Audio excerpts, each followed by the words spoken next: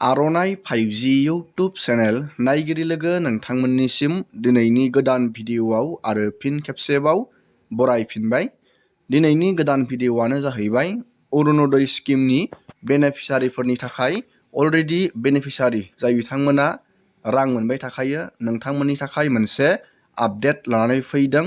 गोबां पेमेन्टआ एबारनिया जुन मान्थनिया इसु जानानै फैदों। गोबांनियावनो बृद्ध पेन्सननि बेनिफिसारि आरो अरुणोदय स्किमनि बेनिफिसारिफोरनियाव बेंक एकाउन्टआव दासिमबो राङा हाबाखै, बेनिफिटआ हाबाखै। मानि थाखाय बेनिफिटआ एबारनिया नांथाखो, नोंथाङा मा खामानि मावनांगोन आरो मा प्रब्लेमनि जाहोनाव बे एबारनि बृद्ध पेन्सन आरो अरुणोदय स्किमनि बे बेनिफिट 1250 राङा मानि थाखाय नांथानानै दं, मा प्रब्लेमनि थाखाय नांथानानै दं, जोङो बेखौ दिनैनि नैबे भिडिअनि जोहै ए टु जेड नायगोन आरो रांखौ नोंथाङा माब्ला मोननो हागोन बेनिबो गभर्नमेन्टआ मोनसे नटिसनि जोहै मोनसे डेट मख'नानै होदों।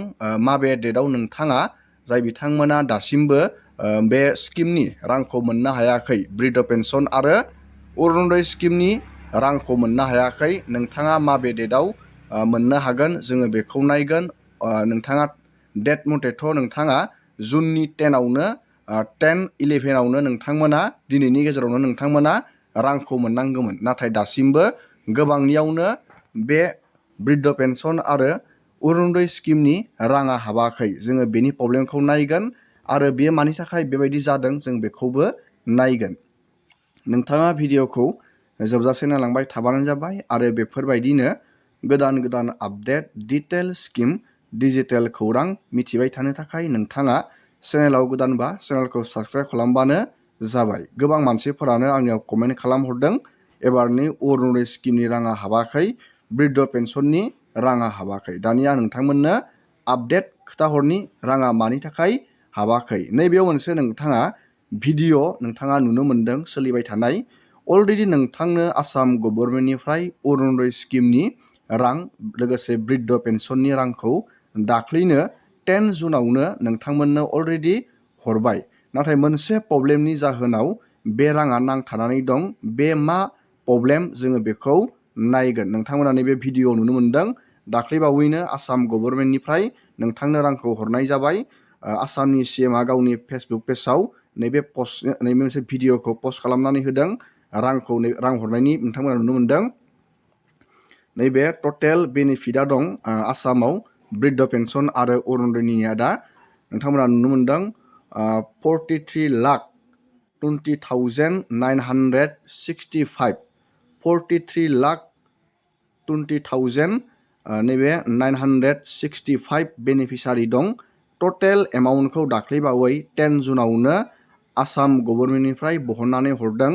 384.05 करोड़ टाकाखौ दाख्लैबावैनो 10 जुनावनो आसाम गभर्नमेन्टनिफ्राय बहननानै हरदों।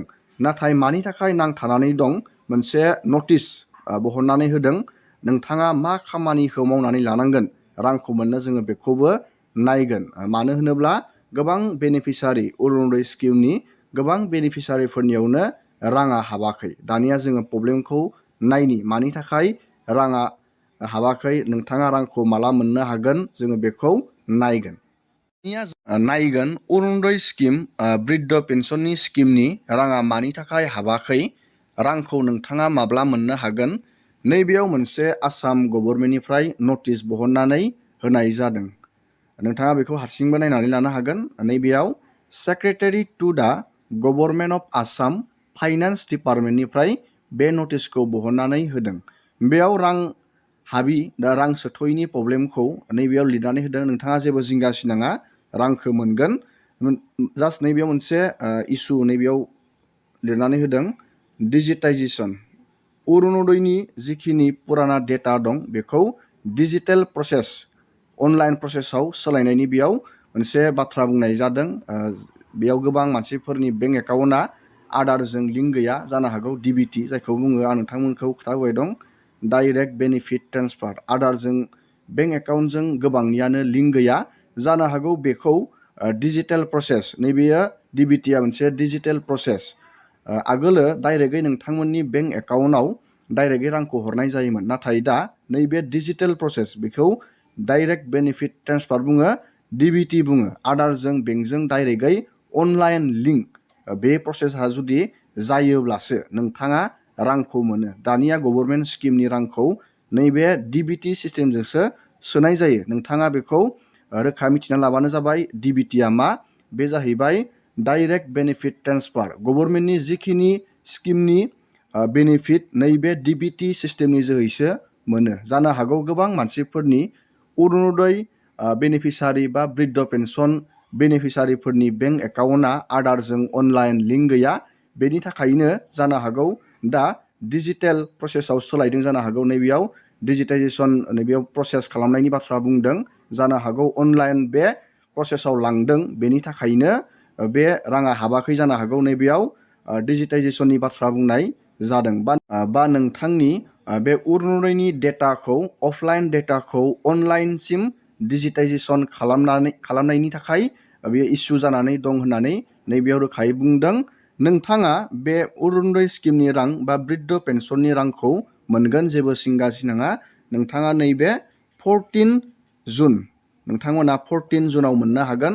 दिनै 12 नोंथांमोना 13, 14 साननैनि उनावनो नोंथांमोना मोननो हागोन। नोंथांमोना दानिया रोखा जाबाय, जेबो जिंगा सिनाङा। नोंथांनियाव राङा हाबगोन नैबे 14 जुन। नैबेयाव मोनसे नटिसनि जोहै रोखायै बुंनानै होखादों। जानो हागौ नोंथाङा बुजिबाय।